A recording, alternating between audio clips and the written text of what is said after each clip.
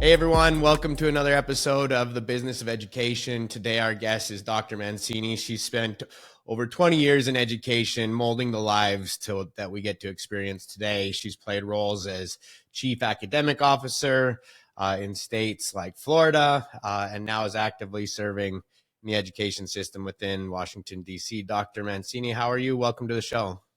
Thank you so much, Kyle. I am doing wonderful here in sunny Florida today. In sunny Florida, I bet. When Dr. Carlton, who introduced us, said that you were doing stuff in Washington, D.C. too, I was wondering what the move would be like going from Florida to D.C. So I was laying awake last night wondering how that transition went. Well, I have been traveling a lot because the work spans across the entire nation.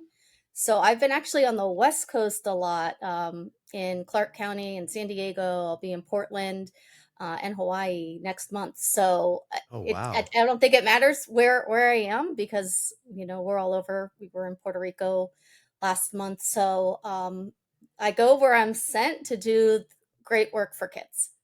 No, I appreciate it. You've got a huge background. You've served, like I said, as chief academic officer. You're also a registered speech pathologist. You've played roles in director of learning. You kind of all over. How'd you get into education to start with? So, interesting story. I sat in my professional practices class when I was getting my master's in speech pathology, and I swore I would never step foot in the public school system. And my professor said, "You better watch what you say." And I shot back, "Oh, absolutely not. I've done all my work in hospitals and rehab centers. My entire background is in the medical field. I disagree with so many things and so many practices that I can't be a part of that type of work." And she said, "Well, we'll see where you end up." And one of my supervisors, I had sat in an IEP meeting for a private school student, and I said, "This is an IEP meeting where the principal and even the food service workers were part of this meeting, saying, what can we do for this child to support his learning?" And I said, "Now, this is a real IEP meeting. Everyone in this child's educational space wants to have a part." And my supervisor at the time said, "Well, then, I think you know what your next step is." And I was like, "You are not telling me this." So 125 resumes went out, and a school called me in 1999 and said, "You were at the top of our list." I said, "That's interesting because I didn't send you my resume." Somehow they got my name. I came in as an interim speech language pathologist, and then I taught fifth grade. I thought it was very important to know what I did in a specialized sector and how it impacted students in the classroom. And from there, I was a pre-K special needs teacher for almost 10 years. I coached at the district level. I went, I have had wonderful leadership opportunities along the way where I've been part of opening up a brand new school, reconfiguring a school from a 4-6 to a pre-K 5. And then I was able to launch an autism cluster at the elementary school that I actually went to Oh, here in wow. Broward. And I actually started the kindergarten autism class in my own kindergarten class. And then I was also teacher of the year there. So my experiences always go back to um, previous things that have happened in my life, it seems. And from there, I finally applied for a district supervisor position after it was advertised 3 times. I got a phone call and said, "What are you waiting for?" And I said, "Well, I can't leave these kids in the middle of the year. That's just not right to do. You don't do that to children." And I stayed with Broward to do what's right for kids. I came here to do what's right for kids. I've always stood up for children, and leaving them in the middle of the year would be the wrong thing to do. And they're like, "It's been advertised 3 times. They're waiting for you to apply." So I applied, and I did end up getting the job. And then from there, I just moved up into director positions and eventually the chief academic officer position. And that was a path that I never in my wildest dreams would ever imagine. In the last couple of years, I've been going through superintendent institutes. I've been working with superintendents and all chiefs in all different aspects of the system to really grasp how the system works, because you can only do your best work when you understand how everyone else, sees education. Right. So that's where I landed after I left Broward. I joined the council, and now I get to take what I do and impart it on 8 million children. No, that's awesome. I love the story. We met because of the project that I'm working on, and uh, I was never going to be in education. I don't even have a grade 12 education. So for me to look back and be like, oh, I'm going to teach people how to read would have never crossed my mind in a million years. So it was, I think once people get to engage with kids and see how like impactful and rewarding it truly is, it changes your mindset on opportunities. We all look at things through a different lens originally. And I will have to say that my experiences in the medical field is what actually helped me in the educational field, because my background was so much based in neuroscience, really studying the brain and how it works, how to teach people who have had a stroke or traumatic brain injury how to read, write, listen, and speak again. You Mhm. really have to know how the brain works, because you're literally rewiring someone's brain to use different circuitry to be able to do those skills. And in many cases, many of our students are in similar positions. And I employed a lot of those same techniques with students who were struggling with learning how to read. I had 3 fifth graders who were still struggling with learning how to read. And I was like, why, how are they still struggling in 5th grade? Employed those strategies, and then had one of those students in that 5th grade class that I went and taught. And he actually read for the first time That's so when rewarding. he was with me. And that is, at the time I was getting ready to take the MCATs, go to medical school, become that neurosurgeon. And it was in that moment where I realized maybe you're needed someplace else. And let's stick this out and see where this takes you. So 25 years later, and I'm still in the educational field, and I did not become a neurosurgeon. But But you you didn't don't. stay in Broward County either. No, and I didn't stay in Broward County either. I always explored outside of the county. You learn so much from others. And I always pushed myself to go to other counties, to talk to people in other counties, to visit other counties and see what they were doing, to work with organizations across the entire nation in various capacities, whether it's family and community engagement. I did a lot of work with Head Start and Early Head Start, both being in Broward as well as in the Florida network, as well as nationally. I worked on publications that are used throughout the nation, both in early childhood as well as with unfinished learning and accelerating learning. So by pushing myself out of my comfort zone, it really helped me grow. And I always see this, I am a lifelong learner. Hmm. There is no time in my life where I am not learning from something. And I have that piece inside of me that always wants to know more. And I think that's that growth piece that some people say, no, no, I've got it, I know it. You never know it all. And there's power in a network of people around you, just like us meeting and the work that we can do together. There's power in making those connections. I love And that. it's because of those connections and pushing myself outside of my comfort zone for the past 25 years that has really enabled me to do good work for children. And it always comes back to the children. It No, always that's comes back awesome. to them.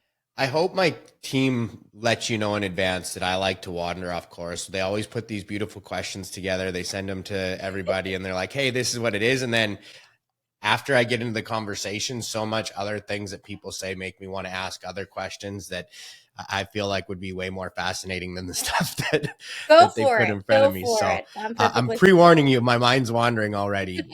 One of the things that I was really thinking about last night, you started in Florida, and it's no secret that Florida is a very conservative state. Now you're seeing education systems across the nation going from state to state. You mentioned Hawaii. What are you seeing as a major difference going from state to state in the education, whether it's a red state or a blue state? Is there things that operate differently that stand out to you? I think there's certain topics and certain content that we're able to easily address in other states. Um, and there's certain ways of doing that in other states like Hmm. Florida where and I use social emotional learning as one of those examples. Hmm. You know, we have social emotional learning standards in birth through pre-K, and Right. that social emotional learning is actually a very critical part of a child's development, uh, both to their social development and their interactions and relationships, but also to the building of language. And we know that language is extremely important to the process of reading. Right. So, um, I was always been a big advocate, and there's research out there that shows that actually social emotional development predicts certain reading skills late at certain grade levels in relationship to certain aspects of reading. And that was always a very important part that I always included. And certain states look at that differently. It's not that we're not going to address social emotional learning. Oh, we are. We're just going to do it in a way that More honors the strategically. law, but also gets to the crux of what we need to do, what's right for children. And that's often a fine line to walk, but it takes very confident and strong leaders to do things like that, to say we're going to do what's right for children, and their social emotional development. And we saw it with the pandemic, right? We're Hmm. seeing the results of not having relationships and typical interactions with the environment, the world around them, and other people, that has impacted our students in terms of their language development, mathematics, reading, etc. So it's really knowing that state, the condition that state's in at the time, really knowing what they're up against, and helping them navigate those rough waters. Usually when people hear, "Oh, you're from Florida," they're like, "Okay, well, my state's next. So we're going to have the same challenges you had. How did you do it? What did you do? How did you handle the media? What are some of the things that, you avoided doing, or, it's not that I would avoid doing anything. I just went about it a different way to not bring the chaos and the noise, because that's what disrupts the education of our children. And if No, you I like keep your that. focus on the students, then the chaos, and my job is to keep the chaos and the noise away. Right. When people ask, what did you had a lot under you, you oversaw a lot of things. I said, I also worked with a lot of people who oversaw a lot of those processes. And it was always my job to keep as much of the chaos and the noise away from the people that were doing the work, because they need to focus on the work and the students. And it's my job to take it, hit it, kick it back. And those are some of the things that when you look from state to state and you notice patterns and trends, and happens in Florida, ends up happening in other states. And learn, what I am more aware now, beyond Florida, obviously, Clearly. of what's going on nationally, and there's more commonalities than we realize. Do you And I'm more in tune to politics, especially in Washington D.C., being that's where we're based, but also around the nation. What's happening and what will happen in the upcoming months, and how that's going to impact the trajectory and the pathways for our students, and really helping prepare others, with examples from my experiences. And look, I made mistakes. We all make mistakes. No one's perfect. It's the fact that you create an environment where you can make mistakes and right. you learn from those mistakes and you do better. And a lot of times people are so afraid to go, I don't want to do that. I might fail. Well, that's okay. What did you learn from that? And how would you do it differently next time? And for some, those are career ending decisions For that sure. they're having to make on a daily basis. When you compare it to a neurosurgeon being in surgery, and the number of on in the moment decisions an educator has to make, we've seen that before. I mean, we are making decisions, and we often don't have time to do that extensive, deep research before we make some of these decisions. Right. And I think that's where the power of that network comes in. Who am I going to pick up the phone and call? Who can I call for this? Everyone knows that Nicole answers every email and she accepts your phone call. It might not be right away. She might get back to you 2 weeks later, and you guys know the feeling. But I do get back. And it's sometimes because I'm navigating things or I'm trying to get the right connections and the right people together to help others Right. to move in the direction that they need to go in. So definitely a heightened awareness outside of Florida. So I'm not as surprised when things happen elsewhere because I've already been through it, unfortunately. No, that makes a lot of sense. The when I started EdSoma, I've been very clear to everybody. Like, I want to stay very apolitical in our messaging because I just want to help kids. Like, and Mhm. I know that with the landscapes, especially with the elections coming up, there's a lot of like really negative pushback if somebody has an opinion that doesn't align with somebody else's. It's mind blowing that people will like stop taking your calls if they find out you're a conservative, or if you find out that you're a Democrat, and they just kind of block you off. My goal is like yours. I just want to impact the kids. They haven't made a decision yet what they want to do, so I don't want my decisions to affect them. But navigating those waters, there is differences in every states that we're learning in real time. But one of the things that I've found that's been super helpful for me, and I think that it's like you see as like a change maybe in education a little bit, that it's not so rigid in new ideas anymore, because everybody says that my greatest superpower is that I didn't come from education and I don't know the rules. But the nice thing about not knowing the rules is when I come to somebody within education with a different approach or a different spin on that rule, they're open to it now. And they're like, okay, we'll take a look at that. Where I feel like maybe pre-COVID, it was a little bit more rigid and they wouldn't have been so easy to adopt new And that's ideas. something that I remind everyone is that my background wasn't in education. My bachelor's degree is in psychology.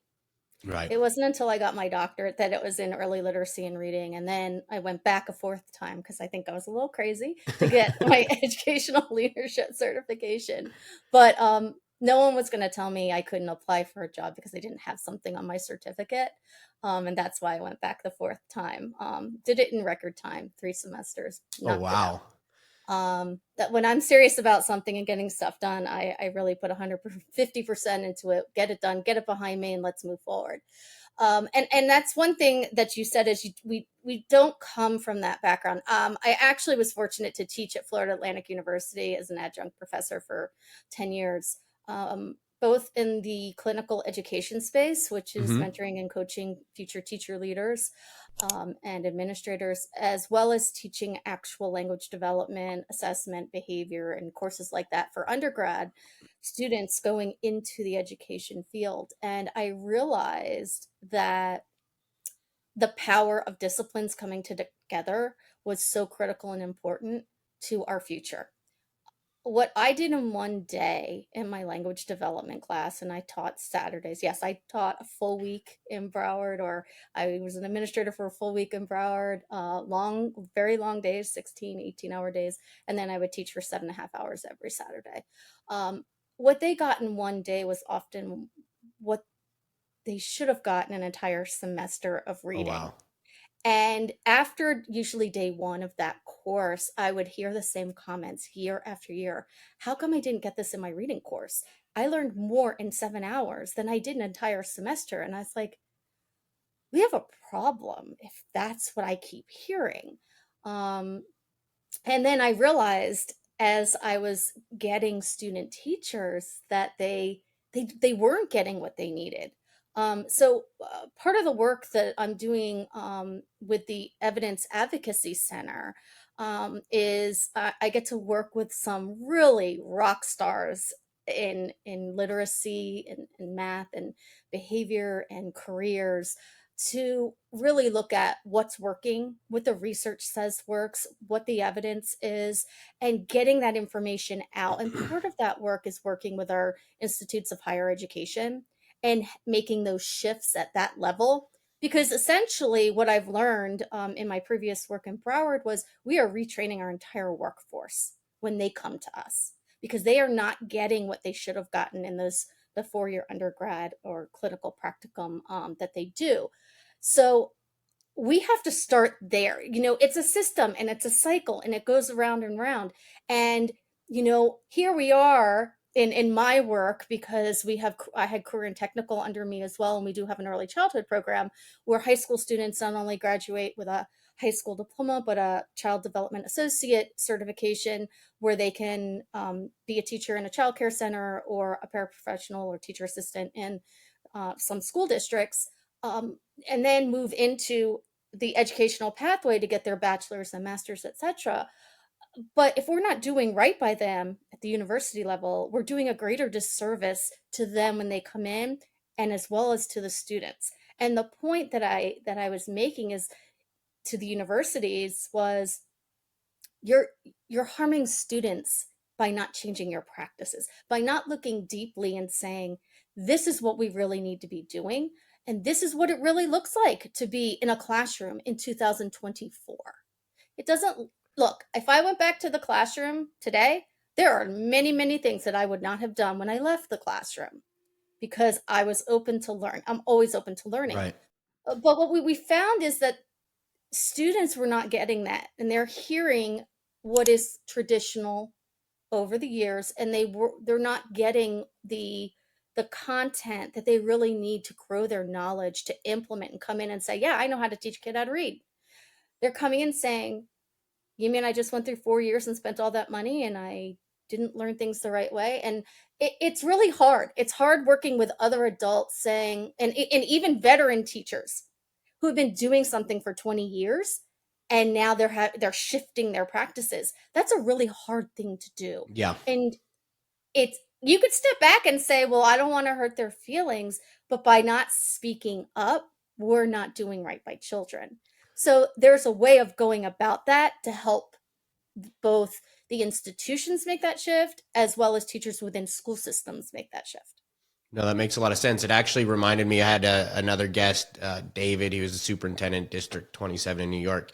And I asked him, I said, if you could ask the government, and don't quote me, this isn't word for word. I said, if you could ask the government for help in education, where would it be? And he said, if you could help prepare teachers better at the university level to come in to school, you would be doing amazing work in moving the ball forward. So you're not the first person that I've heard say this. It's actually been repeated multiple times. So maybe, any of those people listening, there's some good stuff's being here. One of the other questions, it's, at least from a media standpoint, it's no secret that there is a little bit more of a shortage in past years after COVID, people coming into the education system.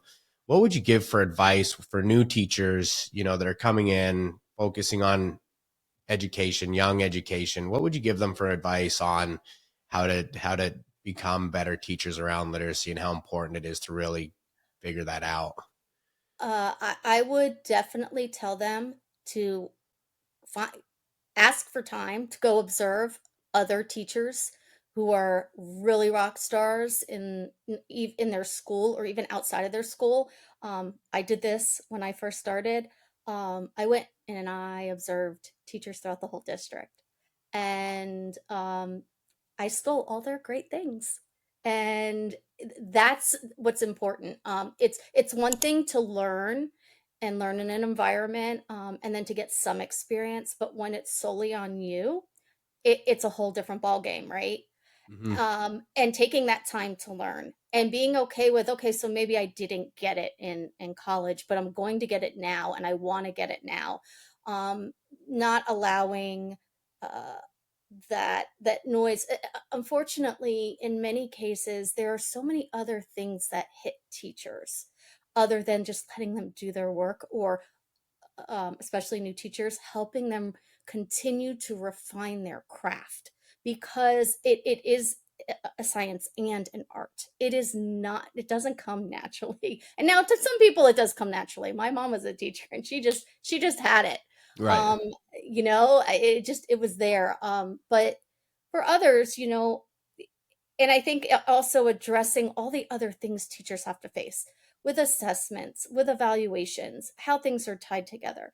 The transition in and out of classroom with students, handling the behaviors, how to best manage your classroom, kids being ready to learn, understanding the developmental spectrum of where they are developmentally, and knowing that it's not just about reading, writing, math, science, social studies in silos, but they all go together. Um, Especially at the elementary level, our middle and high For sure. school teachers, they get to focus in on one area a lot of times. And our elementary teachers and our early childhood teachers, they're responsible for it all. And for new teachers, one, it's okay to make mistakes. Mm-hmm. Learn from those mistakes. Two, seek out others, observe. You can steal their best work and make it your own. It's okay to do that. I was that teacher that went rogue. I was always saying, "Am I gonna get fired this year? Please don't fire me. I'm just doing what's right for kids." But go wrong. You can, it's like they become part of a system, and then they feel like they have to be a robot in that system. Right. Be who you are in that system and become better at what you do in that system, and your kids and the results will then speak for themselves. That's something that a lot of teachers struggle with is, when I was in the classroom, they're like, well, how come you can go and do that and I can't? I said, well, when I go and do that, I get results, and Right. I've earned that. I didn't earn more money. I didn't Right. earn, more friends. I earned more trust from administrators to know I can send someone to her. I could leave her alone in the classroom where I can go focus on other things. I can have her help run my school and teach at the same time. Um, you know, you earn that, and it takes time to earn that, but it also takes confidence that you can do that. And I think that's something that many new teachers struggle with, is like, can I really do this? Because it's very, very overwhelming stepping into, especially some of our struggling schools where a majority of the students are one or two grade levels below, like your entire class. Well, it doesn't mean they're all going into intervention. Let's Right. provide high quality tier one instruction, and you have the opportunity to do this for them, and then watch them close that gap and move. I think one of the most powerful things is tracking those students. And I worked with a lot of challenging students, a lot of students with disabilities, and watching them graduate in the top 10% of their class, watching them go to honors colleges, parents reaching out saying there's no way we would have gotten to this day if you were not there in the beginning to set it straight, to put them on the right path, to send them to kindergarten already reading despite having a disability. Right. Because my expectations, no matter who you are, they're up here. And whether Yeah. you have a disability, if you haven't learned how to read yet and you're 12, it doesn't matter. We're going to get you there. You're going to meet those expectations and you're going to exceed them, because that's what I expect. I want you to go bigger. I want you to go higher. So I always helped my students go further than what there should be. So when they went on, if they did regress, they regressed a little, but they regressed to the, at least to the middle of the pack, not to the bottom. Right. And when you hear first and second grade teachers come back to you saying, and they're still making progress. Yeah, we closed that gap early. We strengthened those skills. We got them where they needed to be, and now they're going to fly. I just need you to keep doing the right work. Um, and new teachers need to know that is possible. You're going to have tough days. You can cry. It's okay. We've all done it.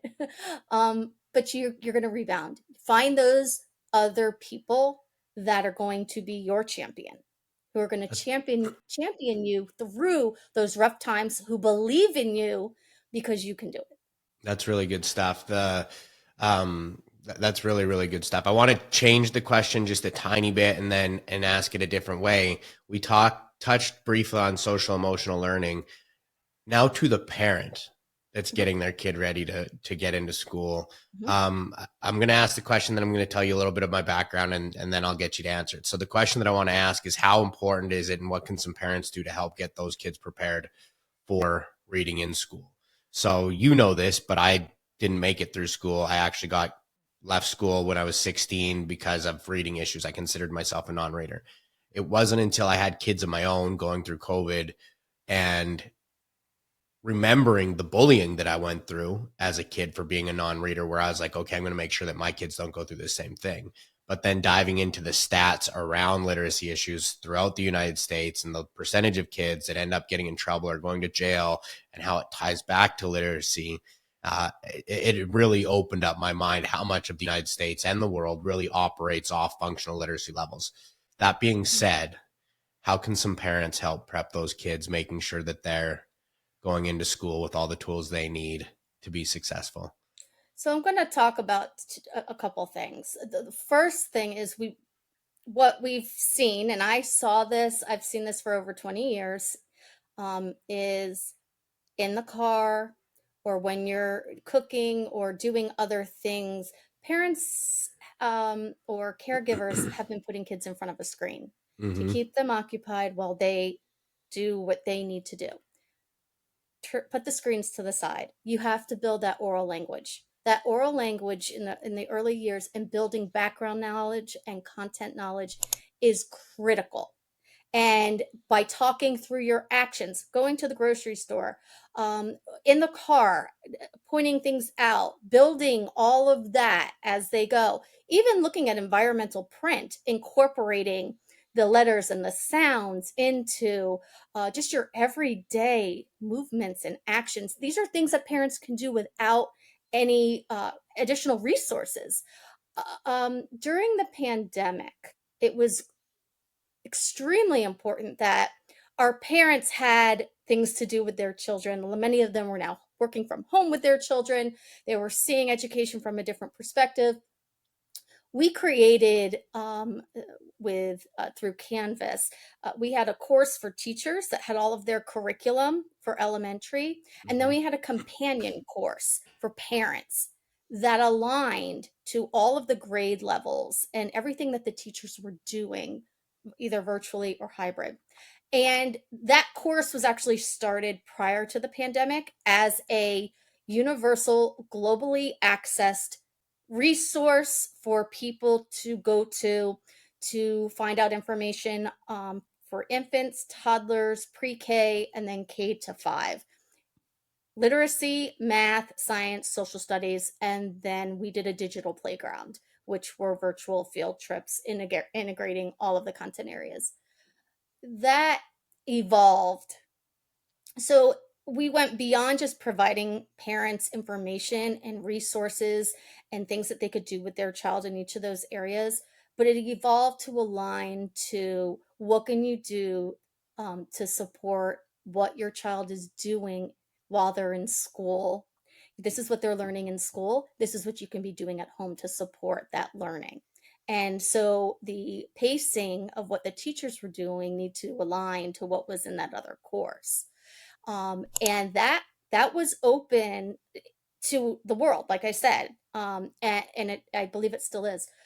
Um, the power and beauty of that is if you have a child who was struggling in grade 3 and you needed something from grade 2, all Mm-hmm. of that information was available to you. We were actually building caregiver knowledge and skills at the same time that we were helping our students learn. So we were educating students and we were educating families and caregivers. And you have to have both in happening simultaneously. A lot of times our children spend more time in school and with aftercare providers. Mm-hmm.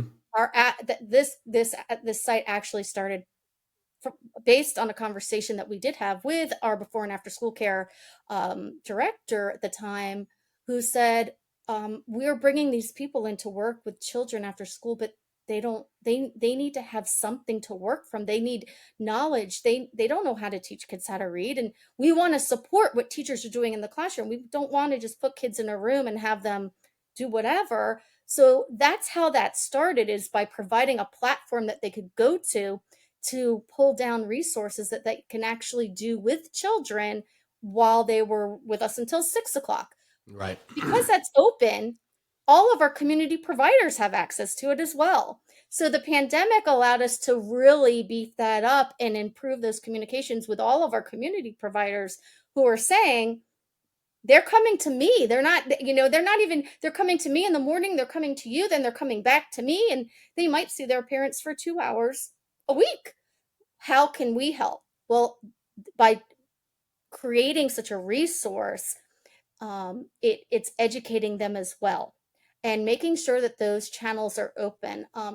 I talk to a lot of community organizations, and I have over the years, even nationally, about that relationship with the school system. The school system can't do it by themselves. Parents can't do it by themselves. This takes an entire community to Hmm. make, if we want all of Takes a our kids village. reading, but and I say by the end of second grade, I don't say by third grade anymore.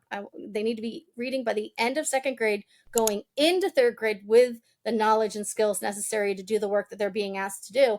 It takes an entire ecosystem, the entire community being on the same page, rowing in the same direction, to really make those numbers change. I love that. One of the things that we learned. So I was building Ed Soma during COVID, right? So I was learning in real time, and so our oldest, my kids are 10, 9, 5, and 2.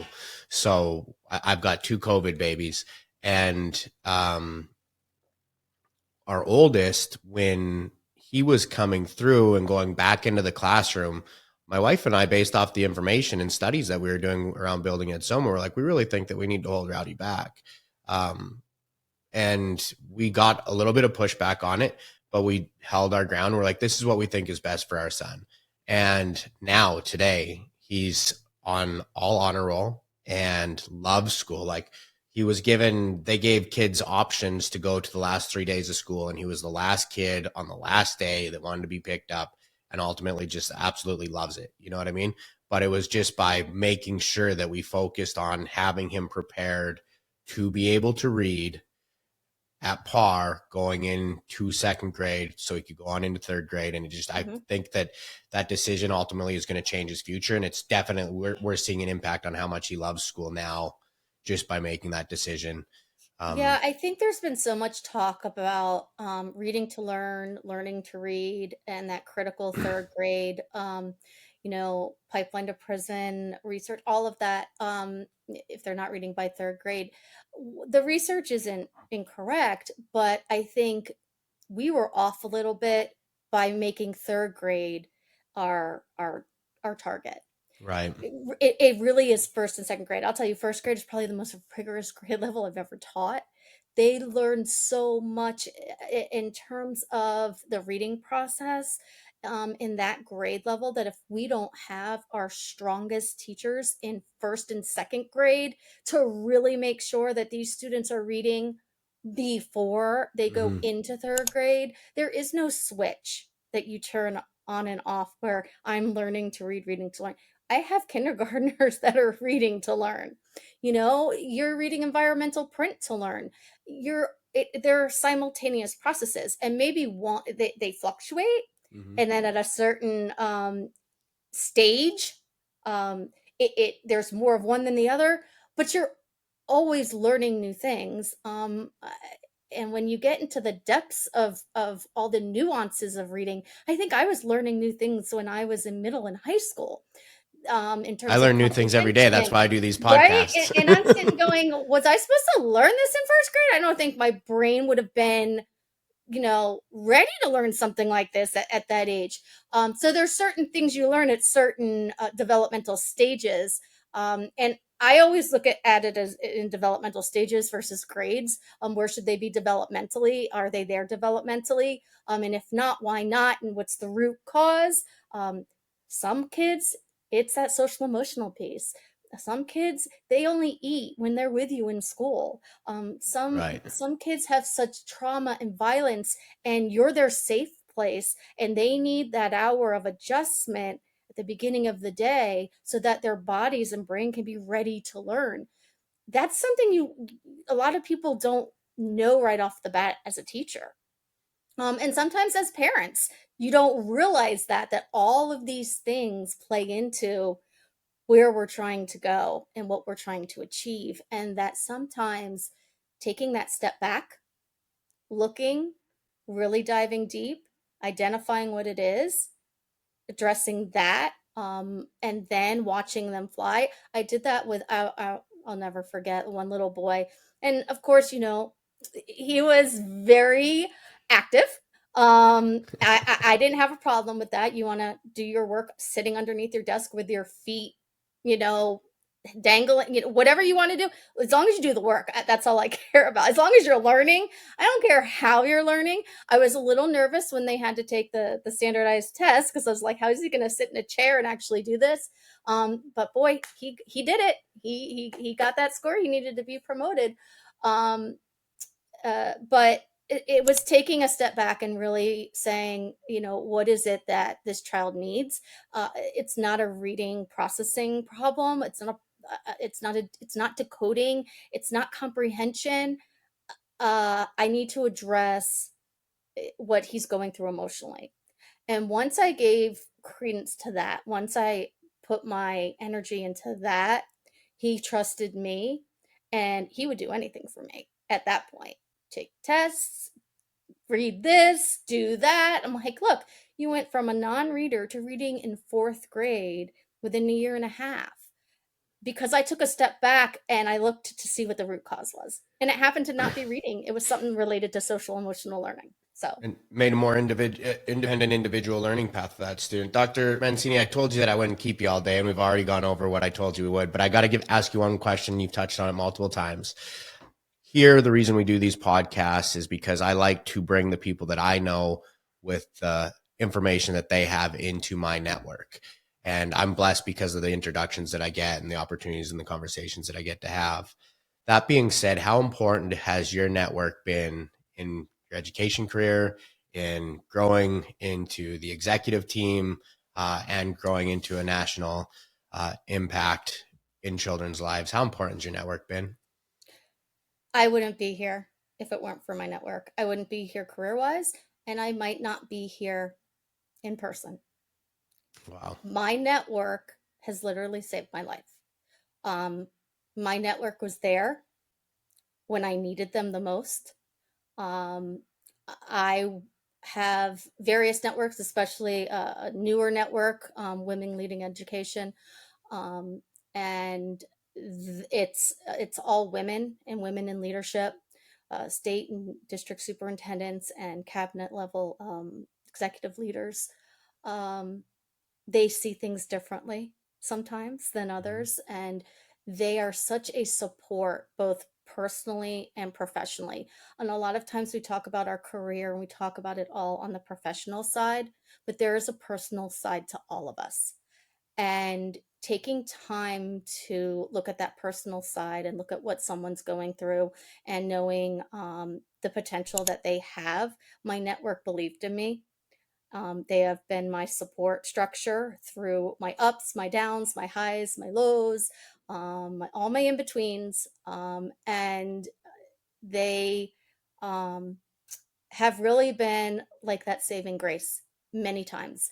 Many times I've wanted to quit. I've said, why didn't you go be that neurosurgeon? What were you thinking? But it's that network that pulls you back in and says, but look at everything that you've done. And you're not done yet. That's so And awesome. apparently, I am not done yet. So, that yet piece, that growth mindset piece, um, allowing you to experience your emotions and then bringing you back into the fold when you're ready, respecting um, you and what you do, but also understanding that you are a human being, and you are moved by certain actions of other people.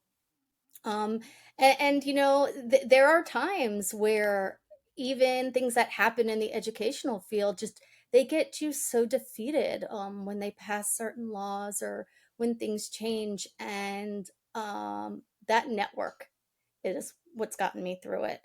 And I do have a group of individuals that to give back, that I do send a weekly text to, a motivational text to.